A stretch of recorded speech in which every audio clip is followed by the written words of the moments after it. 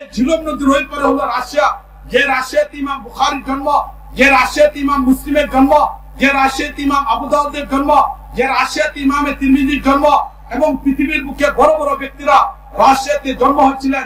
সেই রাশিয়া এবং ভারতের মাঝখানে যে নদী ছিল ঝিলম নদী, এই ঝিলম নদীর এই পারে যে রাষ্ট্র সেটা হলো আফগানিস্তান।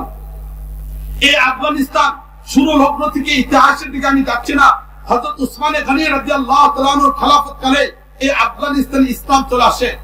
এবং মুআজ্জাজ হাজরিন, হাদিসের কিতাবের ভিতরে উল্লেখযোগ্য একজন ছাত্রকে খুঁজে পাওয়া যাবে, ইমামে মালিক রাহমাতুল্লাহ আলাইহি। আমরা নাম শুনেছি ইমাম মালিক রাহমাতুল্লাহ আলাইহি, তার উস্তাদের নাম হলো নাফে, নাফের উস্তাদের নাম হলো আব্দুল্লাহ ইবনে উমর, আব্দুল্লাহ ইবনে উমরের উস্তাদ হলেন রাসূল করিম সাল্লাল্লাহু আলাইহি ওয়াসাল্লাম। আমাদের কাছে সনদের মাধ্যমে হাদিস এসেছে, বিভিন্ন সনদের মাধ্যমে আমরা হাদিস পড়ি, হাদিস পড়াই। যতগুলো হাদিস আমাদের কাছে সনদের মাধ্যমে এসেছে, এর মাঝে এই সনদটাকে বলা হয় সিলসিলাতুজ যাহাব, স্বর্ণের টুকরা। এবং এই সনদটাকে সবচেয়ে গুরুত্বপূর্ণ একটা সনদ হিসেবে উল্লেখ করা হয় সিলসিলাতুজ যাহাব। রাসূল করিম সাল্লাল্লাহু আলাইহি ওয়াসাল্লাম, আব্দুল্লাহ ইবনে উমর, নাফে, ইমাম মালিক রাহমাতুল্লাহ আলাইহি, মুয়াত্তা মালিক নামে হাদিসের কিতাব, সেই হাদিসের প্রথম কিতাব অবি আল হাদাসানা ইয়াহইয়া, এই যে সনদ ইয়াহইয়া ইবনে ইয়াহইয়া আল আনদালুসি অবি আল হাদাসানা এরকম মালিক, এই যে সনদ, এটিকে পৃথিবীর ইতিহাসের সবচেয়ে শ্রেষ্ঠ সনদ বলা হয়। এই সনদের রাবি, বর্ণনাকারী নাফে রাহমাতুল্লাহ আলাইহি, তিনি হলেন আফগানিস্তানের একজন ব্যক্তি, যিনি আফগানিস্তানের একজন ব্যক্তি। এবার চিন্তা করে দেখেন আফগানিস্তানের সাথে ইসলামের পরিচয় কতটুকু। সেই সাহাবায়ে কেরামের যুগের সাথে সম্পর্ক হল আফগানিস্তান ইসলামের সাথে পরিচয়। ইসলামের সাথে যখন আফগানিস্তানের পরিচয় হয়, পৃথিবীর এই একটা জায়গা যারা কোনোদিন পরাধীনতাকে মেনে নেয় নাই, আজ পর্যন্ত তাদের অঞ্চলে কোনোদিন ইসলামের বিপক্ষে পরাধীনতা তারা মেনে নেয় নাই। এই জায়গাতে বিভিন্ন ব্যক্তিরা এসেছিল, কিন্তু তারা এখানে চেঙ্গিস খান তার রাজত্ব বিস্তারের জন্য এসেছিল, পরাজিত অবস্থায় চলে গেল। চেঙ্গিস খানের নাতি হালুকা খান এখানে এসেছিল, সেখানে পরাজয় অবস্থায় চলে গেল। এমনকি জুলকারনাইনের ইতিহাস কোরআন কারীমের সূরা কাফের ভিতরে যার আলোচনা এসেছে, তিনিও নাকি এসেছিলেন এই আফগানিস্তানের ভিতরে, কিন্তু তিনিও সেখানে প্রতিষ্ঠা হতে পারে নাই। এই আফগানিস্তান এমন একটা জায়গা যেখানে ইসলাম আসার পরে এই অঞ্চলের মানুষগুলোর হৃদয়ে ইসলাম বদ্ধমূল হয়েছিল। আজও পর্যন্ত তারা ইসলামের চেতনায় থাকার কারণে কখনো পরাজিত হয় নাই। ব্রিটিশরাও সেখানে পরাজিত করতে পারে নাই।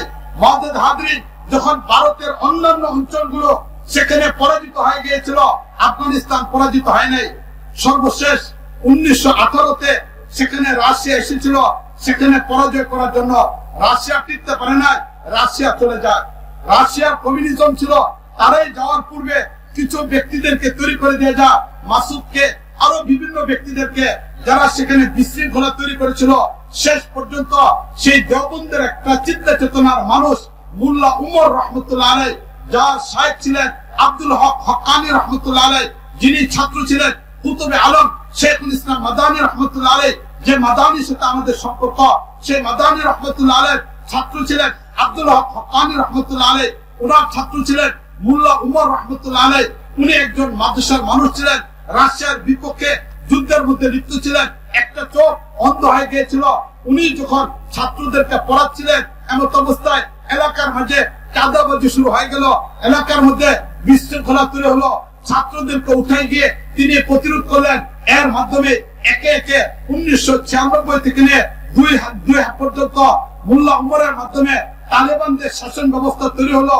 এই তালেবানদের শাসন ব্যবস্থা তৈরি হওয়ার পরে তৎকালীন যুগের বিশ্বের মানুষগুলো এটাকে মেনে নিতে পারে নাই। ইসরায়েল মেনে নিতে পারে নাই, ইহুদিরা মেনে নিতে পারে নাই, খ্রিস্টানরা মেনে নিতে পারে নাই। বিশ্বের 28টা রাষ্ট্র নাটু বাহিনী তৈরি করে সুপার পাওয়ারের মাধ্যমে 2001 থেকে নিয়ে 2021 পর্যন্ত দীর্ঘ 20 বছর পর্যন্ত এই আফগানিস্তানের মোল্লাদেরকে দুনিয়া থেকে শেষ করে দেওয়ার জন্য তারা চেষ্টা করলো। এই চেষ্টায় কি পরিমাণ রক্তপাত তারা করলো চিন্তা করে তাকিয়ে দেখেন। এই মানুষগুলোর গা থেকে শুধু রক্তই ঝরলো না, 20 লক্ষের উপরে মানুষকে তারা শহীদ করে দিল, কত নারীকে তারা বিধবা করে ফেললো, কত সন্তানকে তারা এতিম করলো। কিন্তু 2021 এসে তারা এই শেষ পর্যন্ত আফগানিস্তান থেকে চলে গেল। এই আফগানিস্তান থেকে চলে যাওয়ার পরে এবার সেখানে ইমারতে ইসলামে আবার প্রতিষ্ঠা হলো।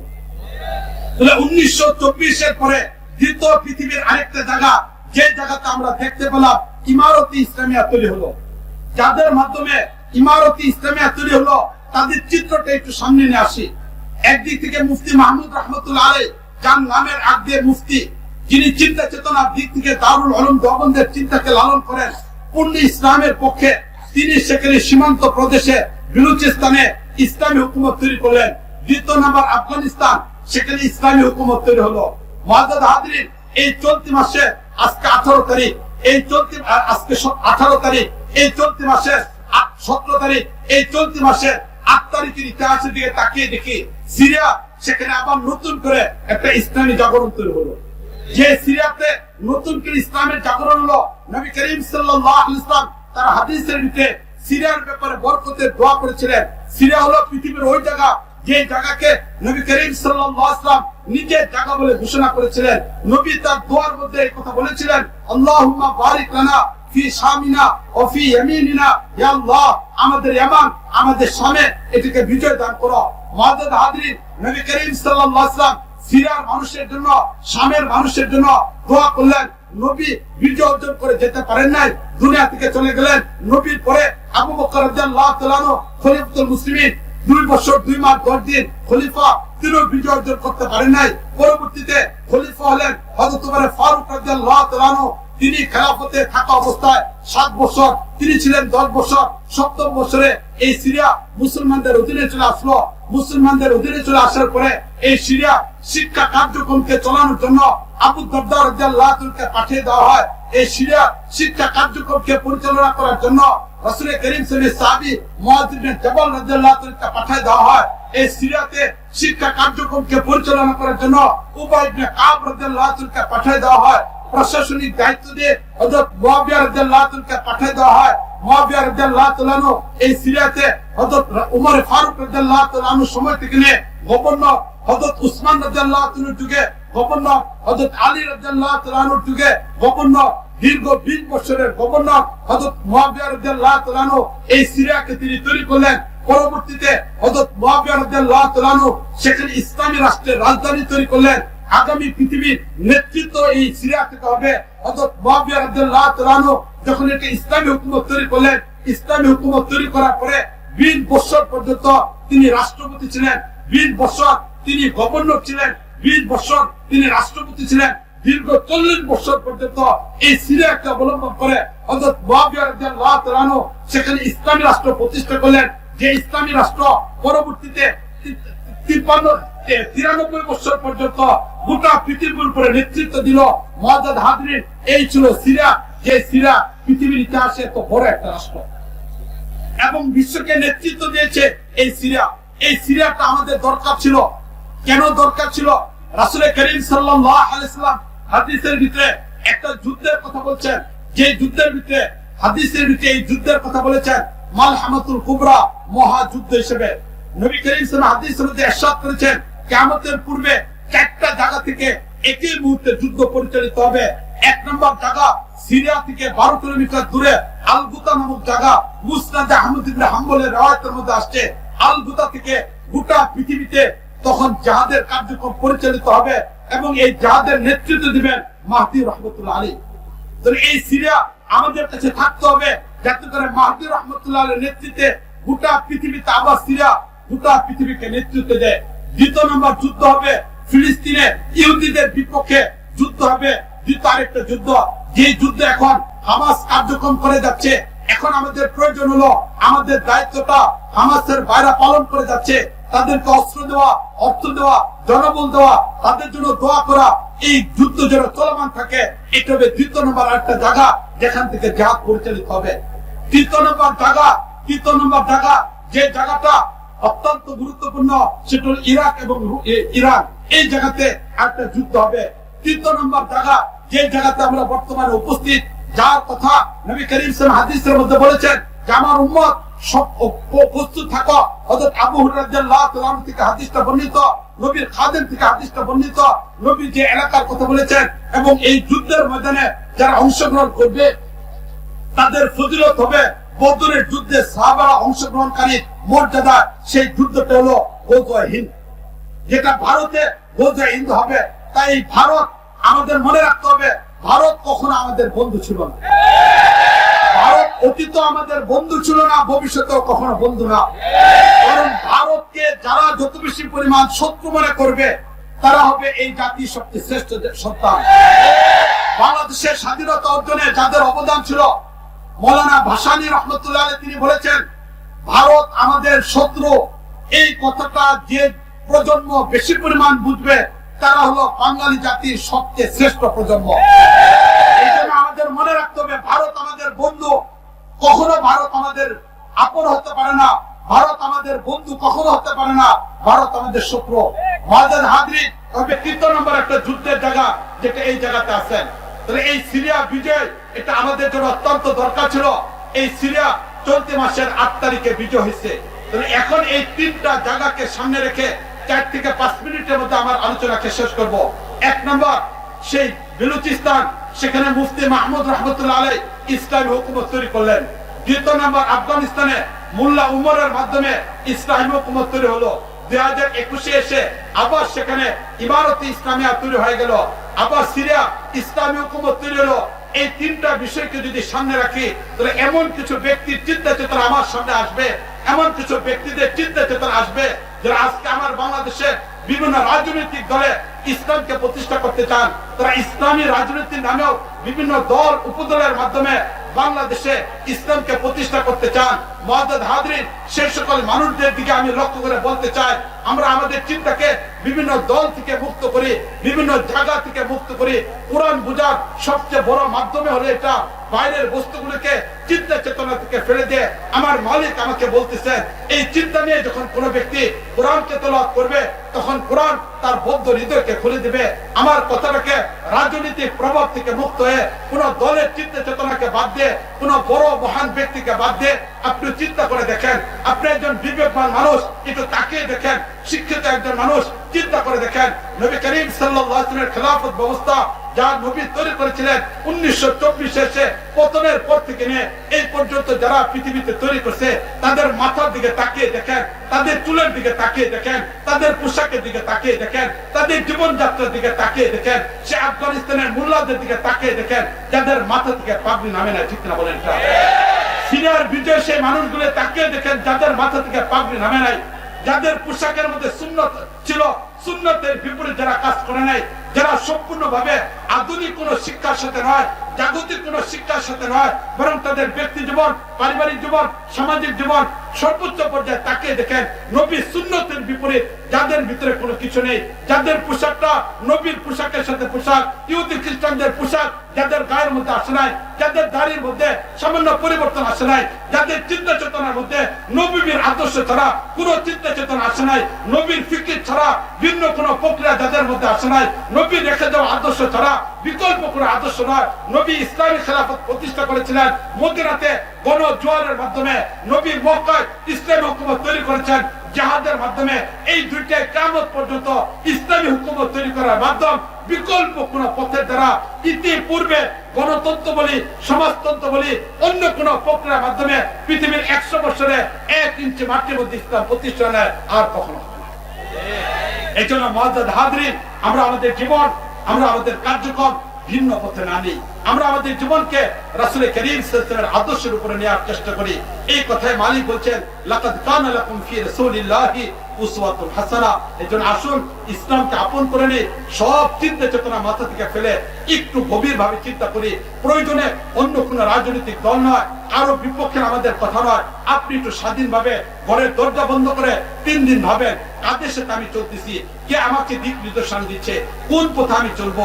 আমি কি মক্কার পথের যাত্রী, ওয়াশিংটনের গাড়িতে উঠলাম কিনা, আমি মদিনার পথের যাত্রী, চীনের গাড়িতে উঠলাম কিনা। বিষয়গুলিকে চিন্তা ভাবনা করে আমরা চলার চেষ্টা করি। আল্লাহ রাব্বুল আলামিন আমাদের সবাইকে তৌফিক দান করুন। ওয়া আখিরু দাওয়ানা আনিল হামদুলিল্লাহি রাব্বিল আলামিন। নিকটে থাকা অবস্থায় আল্লাহ রাব্বুল আলামিন কোরআন কারীমের আয়াত নাযিল করলেন, আল ইয়াওমা আকমালতু লাকুম দীনাকুম। এই আয়াত আল্লাহ রাব্বুল আলামিন নাযিল করলেন।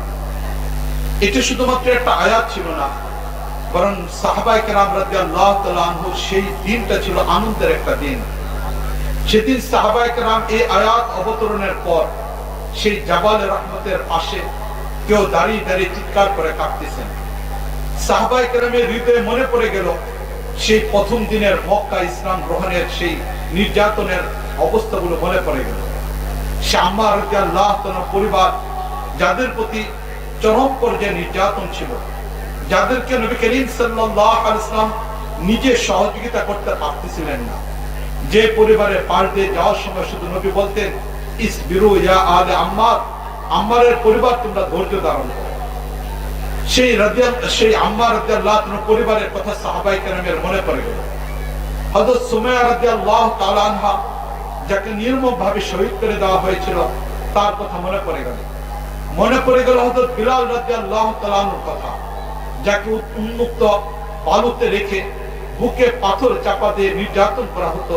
সে বিলাল রাদিয়াল্লাহু তাআলার কথা মনে পড়ে গেল। সুহাইব রাদিয়াল্লাহু তাআলা আনহু যিনি মক্কা থেকে মদিনায় হিজরত করার সময় তার জীবনের সকল অর্থগুলোকে কাফেরদের হাতে তুলে দেওয়ার প্রয়োজন পড়েছিল। মনে পড়ে গেল সে খাব্বাব রাদিয়াল্লাহু তাআলার কথা, যাকে সেই মক্কার কাবার চত্বরের পাশেই তাকে শুলিতে চড়িয়ে হত্যা করা হচ্ছিল। তিনি হত্যার পূর্ব মুহূর্তে আকাশের দিকে যখন তাকাচ্ছিলেন, সেখান থেকে ওর চেহারাকে মাটির দিকে নিয়ে যাওয়া হয়। যখন তিনি কাবার দিকে তাকিয়েছিলেন, সেখান থেকেও তার চেহারাকে ফিরে দেওয়া হয়। কত নির্মম ভাবে দুনিয়া থেকে চলে যাওয়ার পূর্ব মুহূর্তে সে আরশের মালিকের আরশের দিকে তাকানোর সুযোগ ছিল না। কাবার মালিকের দিকে, সেই মালিকের ঘর, তার দিকেও তাকানোর কোনো সুযোগ ছিল না। যাকে শহীদ করে দেওয়া অবস্থায় তৎকালীন যুগের মক্কার কাফেররা আনন্দ করতেছিল। আর এমত অবস্থার মধ্যেও সে খাব্বাব রাদিয়াল্লাহু তাআলা আনহু তিনি বলতেছেন এই কথা, ফুস্তু রাব্বিল কাবা, কাবার মালিকের কসম আমি সফলতা অর্জন করতেছি। সাহাবায়ে কেরামের তখন মনে পড়ে গেল পেটে পাথর বাঁধার কথা, উহুদের যুদ্ধের ময়দানে শহীদদের কাফনের কাপড় দিতে না পারার যন্ত্রণার কথা। ওই তো হামজা রাদিয়াল্লাহু তাআলা আনহু, যাকে 3 টুকরা কাফনের কাপড় পর্যন্ত দেওয়া যায়নি। হযরত মুসআব রাদিয়াল্লাহু তাআলা আনহু, তাকে 1 টুকরা পূর্ণ কাফনের কাপড় দেওয়া যায়নি। এই দীর্ঘ 23 বছর নির্যাতনের কথা মনে পড়ছে। তাই সাহাবায়ে কেরাম এই আয়াত অবতরণের পরে কান্না করা আরম্ভ করলেন। এক একজন সাহাবায়ে কেরাম খুশি হয়ে গেলেন, তাদের ত্যাগ এবং কুরবানি সফলতা পেয়েছে, তাদের আত্মত্যাগ আজ সফলতা পেয়েছে। সেই সন্তান হারানো বাবারা চিৎকার করে কাঁদতেছেন যে তাদের এই সন্তান হারানোর বেদনা সফলতা পেয়েছে। সে এতিম বাচ্চারা আজকে আনন্দ প্রকাশ করতেছে, তাদের বাবা হারানোর বেদনা আজকে পূর্ণতায় পেয়েছে। রাসূল করিম সাল্লাল্লাহু আলাইহি ওয়াসাল্লামের উপর আয়াত নাযিল হয়েছে, আল ইয়াউমা আকমালতু লাকুম দীনাকুম। এটি ছিল সেদিন মুসলমানদের আনন্দের সর্বোচ্চ পর্যায়ের একটা বস্তু। এর মাধ্যমে আল্লাহ রাব্বুল আলামিন ইসলামকে পূর্ণতায় পৌঁছে দিয়েছেন। তা আমাদের ইসলাম পরিপূর্ণ একটা ইসলাম, সেখানে কোথাও কোনো ধরনের অসম্পূর্ণতা নেই। তাই ইসলামের উপরে চলতে গেলে একজন মুসলমান তার ব্যক্তি জীবন, পারিবারিক জীবন, সামাজিক জীবন, রাষ্ট্রীয় জীবন, কোথাও কোনো ধরনের অন্যের কাছ থেকে আদর্শ গ্রহণ করার প্রয়োজন নেই। কার্ল মার্কস থেকে তার আদর্শ গ্রহণের প্রয়োজন নেই, লেনিনের কাছ থেকে আদর্শ গ্রহণের প্রয়োজন নেই, আব্রাহাম লিঙ্কনের কাছ থেকে আদর্শ গ্রহণের প্রয়োজন নেই, পুঁজিবাদী অর্থ ব্যবস্থা থেকে তার আদর্শ গ্রহণের প্রয়োজন নেই, সমাজতন্ত্র থেকে তার আদর্শ গ্রহণের প্রয়োজন নেই, গণতন্ত্রের সেই ধোঁকা থেকে তার আদর্শ গ্রহণ করার কোনো প্রয়োজন নেই, কারো কাছ থেকে আদর্শ গ্রহণ করার প্রয়োজন নেই। বরং ইসলাম পরিপূর্ণ একটা জীবন ব্যবস্থা। আল্লাহ রাব্বুল আলামিন ইসলামের ভিতরে সবকিছুকে রেখে দিয়েছেন। সৈয়দ সুলাইমান নদভী রাহমাতুল্লাহ আলাইহি, যিনি ভারতের উল্লেখযোগ্য এক মহান ব্যক্তি, রাসূল করিম সাল্লাল্লাহু আলাইহি ওয়াসাল্লামের সিরাতের উপরে যিনি ভারতে ব্যাপকভাবে কাজ করেছেন, যিনি রাসূল করিম সাল্লাল্লাহু আলাইহি ওয়াসাল্লামের সিরাতকে মানুষের সামনে সুন্দরভাবে উপস্থাপন করেছেন, সেই সুলাইমান নদভী রাহমাতুল্লাহ আলাইহি তিনি খুতবাতে মাদ্রাজের ভিতরে এই কথাটাকে উপস্থাপন করেছেন। তুমি যদি একজন এতিম বাচ্চা হয়ে থাকো, তাহলে তুমি তাকিয়ে দেখো নবী মুহাম্মদের দিকে, যার বাবা আব্দুল্লাহ জন্মগ্রহণ করার পূর্বে মৃত্যুবরণ করেছিল। সুতরাং তুমি এতিম মুহাম্মদ থেকে তোমার আদর্শ খুঁজে পাবে। তুমি যদি কৈশোরের কোন দুরন্তপনার বাচ্চা হয়ে থাকো, তাহলেও তুমি তাকিয়ে দেখো নবী মুহাম্মদের দিকে, তোমার জীবনের আদর্শ তার থেকে তুমি খুঁজে পাবে। তুমি যদি অল্প বয়সে অন্যের উপরে নির্ভরশীল কোন ব্যক্তি হয়ে থাকো, যেমন নবী 8 বছর বয়সে তার দাদা ইন্তেকাল করেছিল এবং এরপর থেকে নিয়ে চাচার পরিবারে নির্ভরশীল একজন ব্যক্তি ছিলেন, তাহলেও তুমি অন্য কারো কাছ থেকে আদর্শ গ্রহণের প্রয়োজন নেই। অসহায় একজন ব্যক্তি নিজের জীবন কিভাবে কাটাইতে হয় তার দিক নির্দেশনা তুমি নবীর কাছ থেকে পাবে। সাহাবায়ে কেরাম জিজ্ঞেস করেছিলেন, ইয়া আল্লাহর নবী, যখন আপনি চাচার উপর নির্ভর হলেন তখন আপনি কি করতেন? নবী করিম সাল্লাল্লাহু আলাইহি ওয়াসাল্লাম উত্তর দিয়েছিলেন, তখন চাচার পরিবারের বোঝা হতে চাই নাই, বরং আমি মক্কার মানুষগুলো 1 টাকার বিনিময়ে বকরি চড়াতাম আর এই টাকা অর্জন করে চাচার পরিবারকে সহযোগিতা করার চেষ্টা করতাম। এই অসহায় অবস্থা অন্যের উপর নির্ভর হয় নাই। তুমি যদি কোনো ব্যবসায়ী মানুষ হয়ে থাকো তাহলেও তুমি তাকিয়ে দেখো নবী মুহাম্মদের দিকে, যিনি 12 বছর বয়সে চাচার সাথে ব্যবসা করার জন্য যাচ্ছেন। তুমি যদি কোনো সাংগঠনিক ব্যক্তি হয়ে থাকো তাহলে তুমি তাকিয়ে দেখো 16 অথবা 18 বছর মুহাম্মদের দিকে, যখন ওই সময়ে মক্কার ভিতরে দীর্ঘদিনের চলমান একটা যুদ্ধ, এই যুদ্ধকে বন্ধ করার জন্য সংগঠন তৈরি করা হলো হিলফুল ফুদুল। সেই সংগঠনের একজন সক্রিয় কর্মী নবী মুহাম্মদ। তাই তুমি কোন সাংগঠনিক ব্যক্তি হতে চাও, নবী মুহাম্মদের কাছ থেকে তুমি আদর্শ গ্রহণ করো। তুমি যদি কোনো চাকরিজীবী মানুষ হয়ে থাকো তাহলে তুমি তাকিয়ে দেখো নবী মুহাম্মদের দিকে, যিনি 24 বছর বয়সে খাদিজা রাদিয়াল্লাহু তাআলা আনহা যখন মুসলমান হন নাই, তার ব্যবসায়ীর সাথে চাকরির চুক্তির মাধ্যমে তিনি সেখানে কাজ করে যাচ্ছেন। তুমি তোমার জীবনের আদর্শ খুঁজে পাবে। তুমি যদি ছাত্র হয়ে থাকো তাকিয়ে দেখো নবী মুহাম্মদের দিকে, যিনি 39 বছর বয়সে দীর্ঘ 6 মাস পর্যন্ত গারে হেরায় বসে আছেন, জিব্রাইলের সামনে ছাত্র অবস্থায় বসে আছেন। নবুয়তের 23টা বছরে জিব্রাইল থেকে ইলম অর্জন করতেছেন, জিব্রাইলের মধ্যস্থতায় মালিকের পক্ষ থেকে ইলম অর্জন করতেছেন। তুমি তোমার ছাত্র জীবনের আদর্শ নবী মুহাম্মদের কাছ থেকে খুঁজে পাবে। তুমি যদি শিক্ষক হয়ে থাকো তাকে দেখো নবী মুহাম্মদের দিকে, কখনো তাকে খুঁজে পাবে কাবার চত্বরে, কখনো তুমি খুঁজে পাবে দারুল আরকামের ভিতরে, কখনো তুমি শিক্ষক খুঁজে পাবে সেই সুফা মাদ্রাসা, যিনি ছাত্রদেরকে পড়াচ্ছেন, তার কাছ থেকে তুমি আদর্শ খুঁজে পাবে। তুমি যদি কোনো খানকার ব্যক্তি হয়ে থাকো তাকে দেখো নবী মুহাম্মদের দিকে, যিনি মসজিদে নববীর কোন এক কোণা তার মুরিদদেরকে জিকির শেখাচ্ছেন। তুমি যদি কোনো পরাজিত দলের কর্মী হয়ে থাকো তাকে দেখো নবী মুহাম্মদের দিকে, যিনি উহুদের যুদ্ধের ময়দানে পরাজিত একজন সৈনিক, তার জীবন থেকে তুমি আদর্শ খুঁজে পাবে। তুমি যদি কোনো একজন রাজনীতিবিদ হয়ে থাকো তাকে দেখো নবী মুহাম্মদের দিকে, মক্কা থেকে মদিনা যাওয়ার পথে যিনি মদিনায় গেলেন, যাওয়ার পরে তৎকালীন যুগের ইহুদি এবং খ্রিস্টান যারা মদিনায় বসবাস করত তাদের সাথে রাজনৈতিক কার্যক্রমের মাধ্যমে মদিনায় খেলাফত মিনহাজুন নবুওয়াত তৈরি করে ফেললেন। তুমি তার কাছ থেকে আদর্শ খুঁজে পাবে। তুমি যদি বিজয় কোন দলের সৈনিক হয়ে থাকো তাকে দেখো নবী মুহাম্মদের দিকে, যিনি মক্কা বিজয়ে দীর্ঘ 21 বছর পরে যাদের দ্বারা নির্যাতিত হয়েছেন, মক্কায় 13 বছর যাদের দ্বারা নির্যাতিত হয়েছেন, বদরের প্রান্তরে, কখনো উহুদের প্রান্তরে, কখনো খন্দকের ময়দানে, তুমি তোমার জীবনের আদর্শ খুঁজে পাবে নবী মুহাম্মদের কাছ থেকে। তুমি যদি পিতা হয়ে থাকো তাকে দেখো নবী মুহাম্মদের দিকে, যার ঘরে 4 জন কন্যা সন্তান, 3 জন মেয়ে সন্তান রয়েছে। তুমি যদি একজন স্বামী হয়ে থাকো তাকে দেখো নবী মুহাম্মদের দিকে, যার ঘরে একই সময়ে 9 জন স্ত্রী রয়েছেন। মুআজ্জাদ হাজরিন, তুমি যে হও না কেন, যেখানেই থাকো না কেন, যে অবস্থায় থাকো না কেন, মালিক আল্লাহ রাব্বুল আলামিন ইসলামকে পূর্ণ করেছেন আর নবী মুহাম্মদের মাঝে আল্লাহ রাব্বুল আলামিন আদর্শকে রেখে দিয়েছেন। মালিক ঘোষণা করেছেন, লাকাদ কানা লাকুম ফি রাসূলিল্লাহি উসওয়াতুন হাসানাহ, নবী মুহাম্মদের মাঝে আল্লাহ রাব্বুল আলামিন আদর্শকে রেখে দিয়েছেন। এই তো আমাদের ইসলাম, যে ইসলাম পরিপূর্ণ একটা জীবন ব্যবস্থা। তাই আমাদের একজন মুসলমানের অন্য কারো কাছ থেকে কিছু নেওয়ার প্রয়োজন নেই, কোন ব্যক্তি জীবনেও নেওয়ার প্রয়োজন নেই, পারিবারিক জীবনেও নেওয়ার দরকার নেই, সামাজিক জীবনেও নেওয়ার প্রয়োজন নেই, রাজনৈতিক জীবনে কাউকে নেতা বানানোর প্রয়োজন নেই। বরং আমাদের সামনে রাসূল করিম সাল্লাল্লাহু আলাইহি ওয়াসাল্লাম হলেন আদর্শ, ওনার জীবনের মাঝে আমাদের সবকিছু রয়েছে।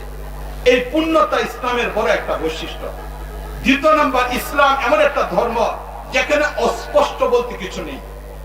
কেউ বুঝবে কেউ বুঝবে না এমন কোন মাসলা ইসলামের ভিতরে নেই।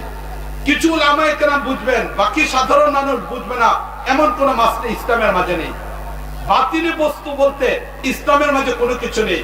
এটা পীর মুরিদে বুঝবেন, অন্য কেউ বুঝবে না এমন কোন ইলম ইসলামের মাঝে নেই। বরং ইসলাম পরিষ্কার পরিচ্ছন্ন একটা ধর্ম।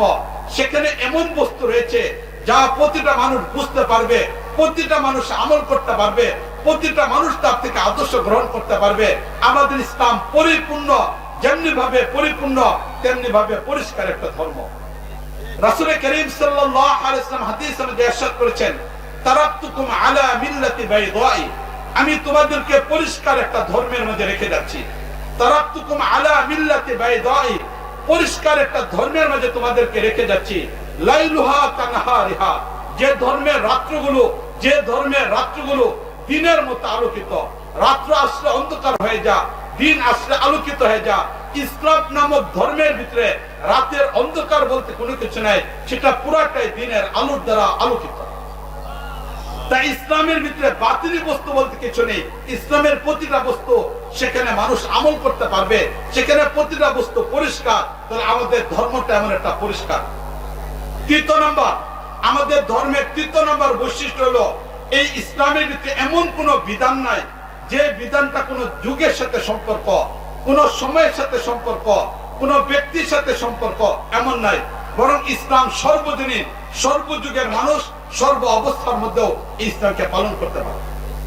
এটা হলো আমাদের ইসলামের তৃতীয় নাম্বার বৈশিষ্ট্য, যে এই ইসলাম এমন একটা ইসলাম যে ইসলাম প্রতিটা যুগ, মানুষ যদি সেই মরুভূমির যুগকে অতিক্রম করে, রাসূল করিম সাল্লাল্লাহু আলাইহি ওয়াসাল্লামের যুগ সেটা মরুভূমির যুগ ছিল। সেখানে উন্নত বাহন ছিল ঘোড়া, এক জায়গা থেকে আরেক জায়গায় মাল যাতায়াতের মাধ্যম ছিল উট, গাধা, খচ্চর।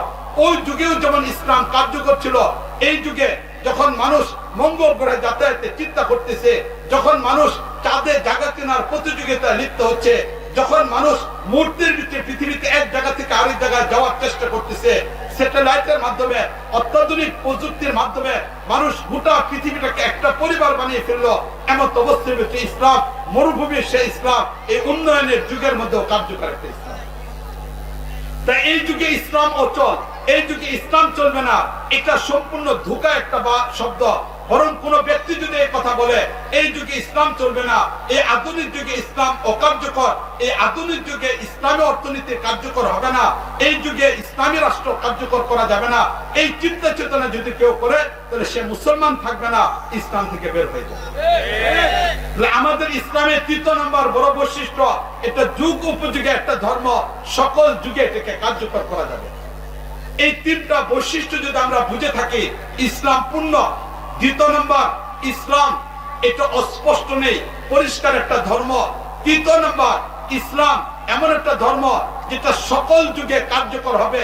এবার মুআজ্জাজ হাজরিন, এবার আমরা এই জুলাই বিপ্লবের পরে এবার আমাদের বাংলাদেশের দিকে তাকিয়ে দেখি যে এই বাংলাদেশ একটা রক্তক্ষয়ী যুদ্ধের পরে, লম্বা একটা ত্যাগ আর কুরবানির পরে এখানে একটা বিপ্লব সংগঠিত হলো।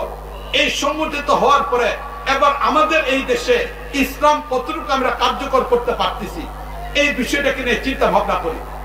যদি এই বিষয়টাকে নিয়ে চিন্তা ভাবনা করি, যারা ইসলামী দলগুলো না, যারা সম্পূর্ণ সেকুলার অথবা ভিন্ন চিন্তা চেতনার দলের সাথে সম্পর্ক, তারাও হয়তো আমাদের এই সময়টাকে নিয়ে তারা নতুন করে স্বপ্ন দেখতেছে, ক্ষমতা যাওয়ার চিন্তা ভাবনা করতেছে। ইসলামের নামে যে সকল দলগুলো রয়েছে এগুলোর দিকেও যদি আমরা লক্ষ্য করি, তাহলে এই জায়গা তো আমরা দেখতে পাবো তারাও নতুন করে বাংলাদেশে ইসলামে একটা বিপ্লব তৈরি করার চিন্তা ভাবনা করতেছেন।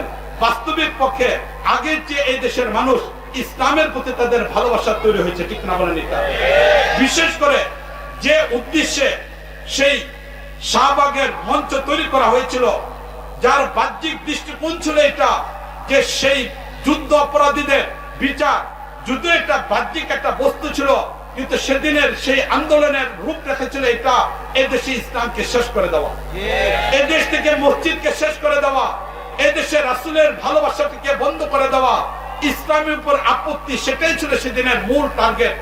কিন্তু মুআজ্জাজ হাজরিন, ওই সময়ের উপরে যখন উলামায়ে কেরাম, এদেশের ধর্মপ্রাণ মানুষ, তাওহীদি জনতা, বিশেষ করে আহমদ শফী রহমতুল্লাহ আলাইহি যখন খোলা চিঠি লিখলেন, পত্রিকাগুলোতে যখন চলে আসলো, তখন এরপরে একের পর এক সেই শাহবাগীদের চিন্তা চেতনা পরাজিত হয়ে এদেশের মানুষ ইসলামের উপরে চলে আসলো।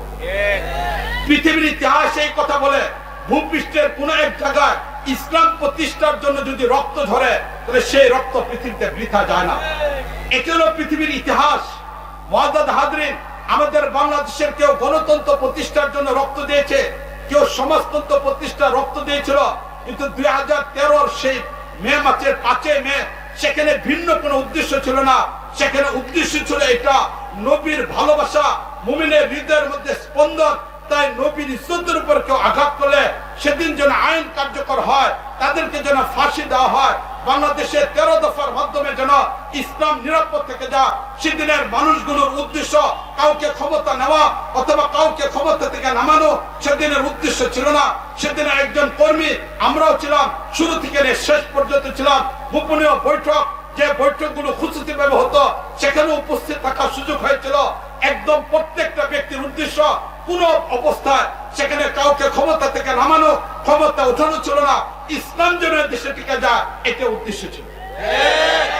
এই জন্য সেখানে রক্ত এটা কখনো বৃথা যেতে পারে না।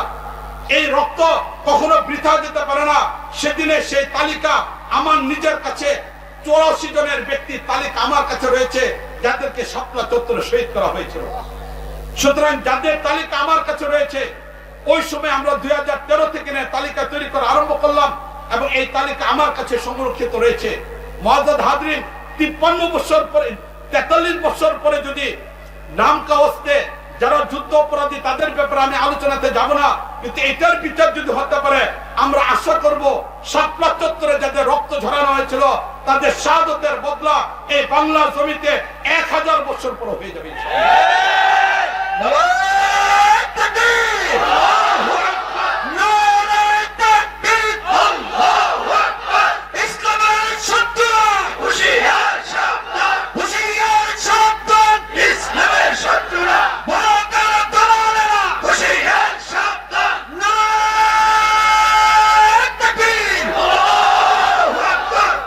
মুআজ্জাজ হাজরিন বলতেছিলাম এই কথা যে পৃথিবীর ইতিহাসে কোথাও রক্ত ঝরলে সে রক্ত বৃথা যায় না। বিশেষ করে দিন প্রতিষ্ঠার জন্য যখন আন্দোলন হয়, এই রক্ত কখনো বৃথা যায় না। গোটা পৃথিবীর ইতিহাসের দিকে আমি যাব না, শুধু যদি ভারত উপমহাদেশের ইতিহাসের দিকে আমি তাকিয়ে দেখি, তাহলে শুধু এতটুকুই বলতে চাই, 1833-এ বালাকোটের প্রান্তরে সৈয়দ আহমদ শহীদ রহমতুল্লাহ আলাইহি, ইসমাইল শহীদ রহমতুল্লাহ আলাইহি, আব্দুল হাই লখনবী রহমতুল্লাহ আলাইহি, ভারতের ইমামুল হিন্দ শাওলিউল্লাহ মুহাদ্দিস দেহলভী রাহমাতুল্লাহ আলাইহির পরিবারের মাধ্যমে ব্রিটিশ বিরোধী যে আন্দোলন তৈরি হচ্ছিল, সেই আন্দোলনকে অবলম্বন করে শেষ পর্যন্ত 1806, 1817, 1818, 1833 বালাকোটের ময়দানে যখন সৈয়দ আহমদ শহীদ রহমতুল্লাহ আলাইহির মাধ্যমে, ইসমাইল শহীদ রহমতুল্লাহ আলাইহির মাধ্যমে, আব্দুল হাই লখনবী রহমতুল্লাহ আলাইহির মাধ্যমে বালাকোটের ময়দানে ইসলামকে টিকে রাখার জন্য ব্রিটিশদের বিপক্ষে জিহাদ হয়েছিল, সেই জিহাদের ভিতরে যদিও সেদিন ইসমাইল শহীদ রহমতুল্লাহ আলাইহি শাহাদাত বরণ করেছিলেন, যদিও সেদিন আহমদ শহীদ রহমতুল্লাহ ইন্তেকাল করেছিলেন, শাহাদাত বরণ করেছিলেন, আব্দুল হাই লখনবী রহমতুল্লাহ আলাইহি শাহাদাত বরণ করেছিলেন, কিন্তু পরবর্তীতে ভারতের স্বাধীনতা আন্দোলনের জন্য 1947-এর স্বাধীনতা আন্দোলনের জন্য সবচেয়ে বড় ভূমিকা পালন করেছিল সেই 1833-এ শাহাদাতের বালাকোটের রক্ত সেদিন ভূমিকা পালন করেছিল। তা আজকে এই মাহফিলে বলতে চাই, অন্য কোন রক্ত নয়, অন্য কোন রক্ত নয়, সেই 2013 সেই 5 মে সেই শাপলা চত্বরের রক্ত এই জমিনে ইসলামী হুকুমত তৈরি করবে। কোরআনী সংবিধান বাস্তবায়ন হবে, মানব রচিত সংবিধানের পরিবর্তে কোরআনী কারিমের সংবিধান বাস্তবায়ন হবে। মুআজ্জাজ হাজরিন, সেই শাপলা চত্বরের রক্তের পর আমরা বাংলাদেশের অবস্থা ভিন্ন রকম দেখি। এই জায়গায় এখন মানুষের ভিতরে গণজোয়ার তৈরি হয়েছে, ইসলামের উপরে মানুষের আগ্রহ বেড়ে গেছে। এর আগে ইসলামকে মিটানোর জন্য কর্মসূচি দেওয়া হলো, এবার যুবকরা ইসলামের দিকে আসা আরম্ভ হলো। আমরা লক্ষ্য করে দেখলাম বাংলাদেশের প্রত্যন্ত অঞ্চলে যেখানে একসময় যুবকরা নাটক করত, এবার তারা ইসলামী মাহফিল করা আরম্ভ করলো। সরকার ভারতের মাধ্যমে যেখানে ইসলামকে মিটানোর চেষ্টা করেছিল, এখানে যুবকরা ইসলামের উপরে চলে আসলো। মসজিদকে বন্ধ করার ষড়যন্ত্র ছিল, মসজিদগুলো উপচে পড়া, ভিড় আসা আরম্ভ হলো। একের পর এক ইসলামী জাগরণ তৈরি হলো। এই অবস্থা আমরা দেখলাম 2024-এ যখন গণ আন্দোলন হলো, যখন সফলতা চলে আসলো, ওই দিনের বিক্ষিপ্ত বিভিন্ন জায়গার ভিডিওগুলো পত্রিকাগুলোতে আসছে, অনলাইনের মধ্যে আসছে। সেদিন একদিক থেকে দীর্ঘ 15 বছর 8 মাসের নির্যাতন থেকে মুক্তির পরে সেদিন ছাত্র জনতা, তাওহীদি জনতা, উলামায়ে কেরাম, বিভিন্ন রাজনৈতিক দলের কর্মীদের ত্যাগের মাধ্যমে যে সফলতা অর্জন হয়েছিল, সেদিন গান বাজনা নয়, বরং অনেকদেরকে আমরা দেখলাম রাস্তার মধ্যে দাঁড়িয়ে তারা সেজদার মধ্যে ছিল, তারা আল্লাহর দরবারে কান্নাকাটি করেছিল। একদরে বুঝে আসলো যে দেশের মানুষ হৃদয়ের মাঝে ইসলাম, আর এই ইসলাম হৃদয়ের মধ্যে থাকার কারণে এই দেশ থেকে ইসলামকে কেউ মিটাতে পারবে না, ইসলামকে শেষ করে এখানে সম্ভব না। তাহলে মুআজ্জাজ হাজরিন, এই যে ইসলামের একটা বিপ্লব চলে আসলো, ইসলামের একটা জাগরণ তৈরি হলো, এই জাগরণকে যদি আমরা সফলতায় নিতে চাই তাহলে কোন পদ্ধতিতে নিতে হবে এই বিষয়টা মূলত আমি আলোচনা করব। আমার আলোচনার মূল বস্তুটা হলো, এই ভূমিকার দ্বারা আলোচনার মূল বস্তু হলো কোন পদ্ধতিকে অবলম্বন করে আমরা এখানে যাব। মুআজ্জাজ হাজরিন, রাসূল করিম সাল্লাল্লাহু আলাইহি ওয়াসাল্লাম পূর্ণ ইসলামকে বাস্তবায়ন করেছিলেন ইসলামী রাষ্ট্রের মাধ্যমে। ইসলামী রাষ্ট্র যদি তৈরি না হয় তাহলে কখনো পূর্ণ ইসলামের উপর আমল করা যাবে না। আমরা একটু চিন্তা করে দেখি, আমাদের কোরআনে কারিমের মধ্যে আল্লাহ রাব্বুল আলামিন আকিমুস সালাত, নামাজ কায়েম করো, এই আদেশ আল্লাহ রাব্বুল আলামিন দিয়েছেন। এই আদেশের কারণে যখন এই মসজিদের মিনার থেকে আযানের আওয়াজ চলে আসে আমরা মসজিদে চলে যাই। যেখানে মসজিদ নির্মাণের প্রয়োজন সেখানে জনসাধারণ অর্থের মাধ্যমে মসজিদ নির্মাণ করে আল্লাহ সেই আদেশকে বাস্তবায়নের জন্য। যখন রমজান মাস চলে আসে তখন আমাদের সামনে চলে আসে ইয়া আইয়ুহাল্লাযীনা আমানু কুতিবা আলাইকুমুস সিয়াম, তোমাদের উপর রমজানের রোজাকে ফরজ করা হয়েছে। তখন গোটা বাংলাদেশের ভিতরে রমজানের রোজা রাখার একটা আমেজ তৈরি হয়ে যায়, সবাই রোজার দিকে আমরা ধাবিত হই। মালিক আল্লাহ রাব্বুল আলামিন কোরআনে কারিমের মধ্যে বলেন ওয়া আতুজ যাকাত, যে কোনো সময় যাকাত দেওয়া যায়, বিশেষ করে 70 গুণ সওয়াব বেশি পাওয়ার জন্য রমজানে আমরা যাকাত দিয়ে থাকি। যখন রমজান চলে আসে তখন আমার দেশের মানুষ পায়ে পায়ে হিসাব করে যাকাত দেওয়ার জন্য চেষ্টা করে। মুআজ্জাজ হাজরিন, যাদেরকে মালিক আল্লাহ রাব্বুল আলামিন অর্থ সম্পদ দিয়েছেন, কোরআনে কারিমের আয়াত ইয়া আইয়ুহাল্লাযীনা আতিমুল হজ্জ ওয়াল উমরা, মালিক আল্লাহ রাব্বুল আলামিন হজ এবং উমরাকে পূর্ণ করার কথা বলছেন এবং সম্পদশালী ব্যক্তিরা হজের দিকে চলে যান। তাহলে কোরআনে কারিমের এই আয়াতগুলোর উপরে আমাদের আমল হয়। যে আয়াতের মধ্যে আল্লাহ রাব্বুল আলামিন, যে কোরআনের মধ্যে আল্লাহ রাব্বুল আলামিন নামাজের কথা বলেছেন, রোজার কথা বলেছেন, হজের কথা বলেছেন, যাকাতের কথা বলেছেন, এই কোরআনের মধ্যে আল্লাহ রাব্বুল আলামিন চুরি করলে হাত কাটা হবে, চুন্নি চুরি করলে হাত কাটা হবে, এই আদেশ কোরআনের মধ্যে আছে, ঠিক না বলেন? এটা এই কোরআনের মধ্যে আল্লাহ রাব্বুল আলামিন জিনাকারী পুরুষ, জিনাকারী নারী, তাদেরও শাস্তির বিধানটা আছে। আজকে আমাদের বাংলাদেশ 53 বছর হতে চললো, এখানে অনেকে আছেন যারা এখানে 53 বছর বয়স হয়ে গিয়েছে, কিন্তু আজ পর্যন্ত আমার বাংলাদেশে চুরি করলে হাত কাটা হবে এই আয়াতের উপর আমল আমরা দেখতে পারিনি। জিনা করলে শাস্তি দেওয়া হবে এই আয়াতের উপর আলাপ আমরা দেখতে পারি নাই। জীবন চলে যাচ্ছে, এই দেশ থেকে আমরা এমন অবস্থায় রেখে যাচ্ছি যে আজও পর্যন্ত পূর্ণ ইসলামকে আমরা বাস্তবায়ন করতে পারি নাই। তাহলে এটা আমাদের জন্য অত্যন্ত ব্যর্থতার একটা বস্তু। 92% মুসলমানের দেশে আজও পর্যন্ত আমরা ইসলামী হুকুমতকে তৈরি করতে পারলাম না। অথচ মালিক আল্লাহ রাব্বুল আলামিন চুরের শাস্তির কথা বলেছেন, এরকম জিনাকারী শাস্তির কথা বলেছেন। এটার পাশাপাশি আল্লাহ রাব্বুল আলামিন বলেছেন ইয়া আইয়ুহাল্লাযীনা আমানু দুখুলু ফিস সিলমি কাফা, যে তুমি পরিপূর্ণভাবে ইসলামের উপর উঠে আসো। তাই ইসলামকে রাষ্ট্রীয়ভাবে বাস্তবায়ন না করার কারণে আমরা পূর্ণ ইসলামের উপর আসতে পারলাম না। এই কারণে ইসলাম যদি পরিপূর্ণ না হয় তাহলে অসম্পূর্ণ মুসলমান, আর এই অসম্পূর্ণ অবস্থায় দুনিয়া থেকে যাওয়া এটা কখনো আমাদের জন্য কল্যাণকর হতে পারে না, সফলতা আসতে পারে না। ইসলামের কিছু বিধান মানা আর কিছু বিধানকে না মানা এটা মুসলমানদের বৈশিষ্ট্য হতে পারে না। মুসলমানদের মূল বৈশিষ্ট্য হলো এটা মালিকের পক্ষ থেকে আদেশ চলে আসছে, মুসলমান তাৎক্ষণিক ভাবে এটা আমল করবে। আল্লাহর পক্ষ থেকে আদেশ মুসলমান মেনে নেবে, নবী বলছেন মুসলমানরা জীবন দিয়ে দিবে, এটা হলো মুসলমানদের বৈশিষ্ট্য। কিছু মানা আর কিছু না মানা এটা ইহুদিদের বৈশিষ্ট্য, যার ব্যাপারে মালিক আল্লাহ রাব্বুল আলামিন কোরআনে কারীমের মধ্যে ইরশাদ করেছেন আফাতুমিনুনা বিবাদিল কিতাব ওয়া তাকফুরুনা বিবাদিন, কিছু মানো কিছু মানো না, এটা ইহুদিদের বৈশিষ্ট্য, এটা মুসলমানদের বৈশিষ্ট্য হতে পারে না। মসজিদে গেলে মুসলমান, বাইরে গেলে ব্যবসার মধ্যে মুসলমান না, এটা মুসলমানের পরিচয় হতে পারে না।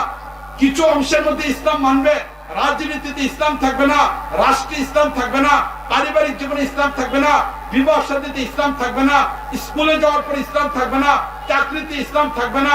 এমন ধর্ম ইসলাম না। ইসলাম কিছু মানবো কিছু মানবো না এমন ধর্ম না। ইসলাম হলো পরিপূর্ণভাবে মানতে হবে। এই জন্য ইসলাম এটা পরিপূর্ণ একটা ধর্ম। আজকে আমরা লক্ষ্য করে দেখলাম আমার বাংলাদেশে ইসলামী হুকুমত না থাকার কারণে এই জটিলতা তৈরি হয়েছে যে আজ আমরা আমাদের শিক্ষাকে ইসলামের আলোকে সাজাইতে পারলাম না, রাজনীতিটা ইসলামের আলোকে সাজাইতে পারলাম না, আমরা কোনটা ইসলামের আলোকে সাজাইতে পারলাম না, ঠিক না বলেন? এটা অথচ রাসূল করিম সাল্লাল্লাহু আলাইহি ওয়াসাল্লাম মক্কা থেকে মদিনায় গেলেন। মদিনা যাওয়ার পরে নবী করিম সাল্লাল্লাহু আলাইহি ওয়াসাল্লাম নবুয়ত পেলেন 610 খ্রিস্টাব্দে। নবী নবুয়ত পেলেন 610 খ্রিস্টাব্দে। মক্কায় 13 বছর কাটালেন। এই হিসেবে 623 খ্রিস্টাব্দে নবী করিম সাল্লাল্লাহু আলাইহি ওয়াসাল্লাম মদিনায় চলে গেলেন। মদিনা যাওয়ার পরে নবী করিম সাল্লাল্লাহু আলাইহি ওয়াসাল্লাম ইসলামী রাষ্ট্র ব্যবস্থা তৈরি করলেন।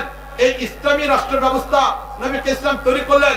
এরপরে এই ইসলামী রাষ্ট্র ব্যবস্থার উপর ভিত্তি করে নবী করিম সাল্লাল্লাহু আলাইহি ওয়াসাল্লামের 10 বছর, খুলাফায়ে রাশিদিনদের 30 বছর, 40 বছর, উমাইয়াদের 93 বছর, আব্বাসীয়দের 578 বছর, এরপরে 52 বছর মৌলিক ইসলামী রাষ্ট্র ব্যবস্থা ছিল না। এরপর আবার ইসলামী রাষ্ট্র ব্যবস্থা ফিরে আসলো উসমানীয়দের মাধ্যমে। 1924 পর্যন্ত মুসলিম বিশ্বে ইসলামী খেলাফত ব্যবস্থা ছিল। এই ইসলামী খেলাফত ব্যবস্থা মুসলিম বিশ্বের ভিতরে 1924 পর্যন্ত ইসলামী খেলাফত ব্যবস্থা ছিল। এই খেলাফত ব্যবস্থার উপরে আফ্রিকা ইসলামী খেলাফতের অধীনে ছিল, ভারত উপমহাদেশ ইসলামী খেলাফতের অধীনে ছিল, সেই ইউরোপ ইসলামী খেলাফতের ব্যবস্থার মধ্যে ছিল। গোটা পৃথিবীর 3 ভাগের 2 ভাগ ইসলামী খেলাফত ব্যবস্থার উপরে ছিল। এই অবস্থায় মুসলমান ইসলামী খেলাফতের উপরে গোটা দুনিয়াটাকে নিয়ন্ত্রণ করার চেষ্টা করেছে। 12.5 বছর পর্যন্ত, 1250 বছর পর্যন্ত মুসলমানরা ইসলামী খেলাফতের মাধ্যমে গোটা পৃথিবীর উপরে কোরআনের শাসনকে বাস্তবায়ন করেছে, ইসলামকে বাস্তবায়ন করেছে।